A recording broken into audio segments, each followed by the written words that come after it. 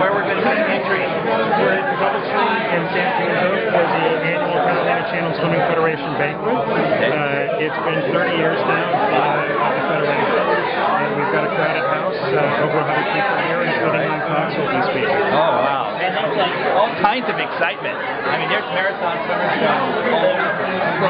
We had swimmers from 4 continents from across the United States, about 20 different states, and they'll all be here today to get their medallion and their certificate. How many girls finished this year? I think we have 26 solo swimmers and 5 different families, and we are honoring all the swimmers around Catalina Islands,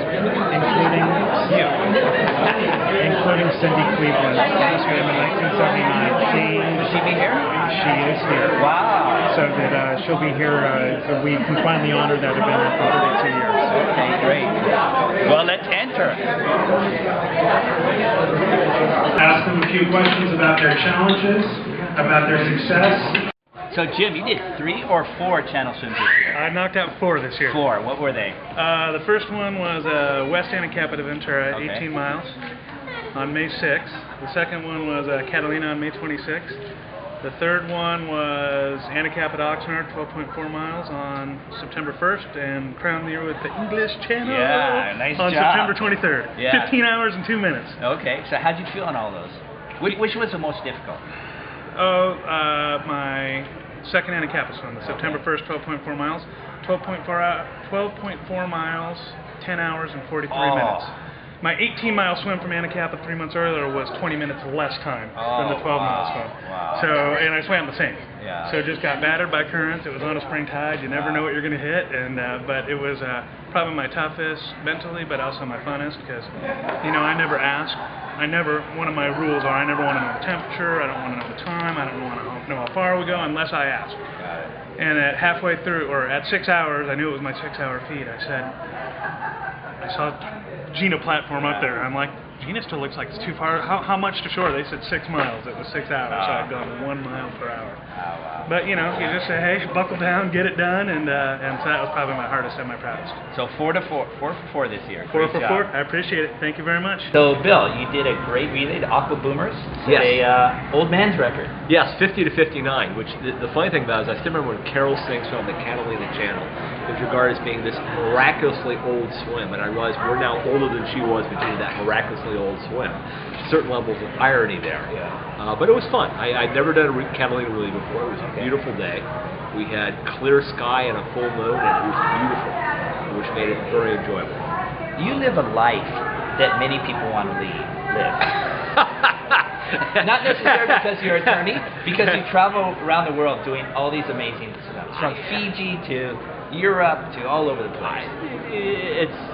The travel around the world isn't quite so much. I've done a lot. I've done a fair number of swims domestically. I've been lucky that way. I travel on business, so I've been able to arrange things so I can go there. And so I do get a chance to get around, but I've only done a couple international swims. But I'm hoping to do more. All right. So, well, congratulations on your... So, what is this mammalian context that you actually talk about with Lynn Cox and the other marathon swimmers?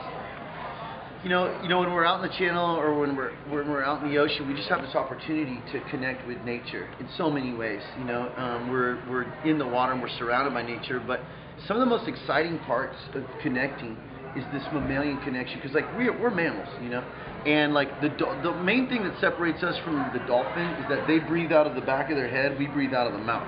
Other than that, we're connected. We're like brothers, you know, and so I just find a lot of strength coming from the dolphin energy that I'm able to channel, that I encourage my teammates to channel, that I just really think like open water swimmers are able to channel.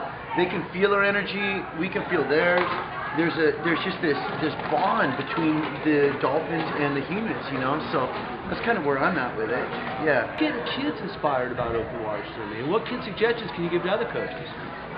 Basically, just safe exposure. That's what we're looking to do, you know. Grace Vanderbly from San Diego does the same thing. You know, it's just like we want to open the door to these guys, to our little ones, and we just want to keep them in the cradle of aquatics, and then just like the baby sea turtles, release them out into the water and just let them be safe, let them enjoy it in this environment where they can't help but enjoy themselves out there, you know. Well, we're here in Southern California. Where Right. would be a couple places Okay. you would have coaches take the athletes? Right. So I really like, I think Laguna Beach is one of the finest places. There's less runoff in Laguna Beach. It's not a megalopolis, and there's no big rivers that lead there. So Laguna Beach is pristine, gorgeous, clear water. You can get really pretty days down there. So right there, La Jolla Cove, another good one. Grace takes her kids out there.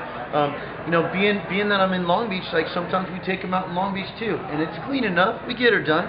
Right on. Yeah. Right on. Paddle, introduce them first by keeping the head out of the water a little bit. Paddle boarding, getting those hands in the water, getting the body in. Boogie boarding, riding waves, pushing them into waves. And then as they kind of move up the food chain a little bit, okay, get in, get the head in the water, get acclimated, and before you know it, they're swimming in the open water.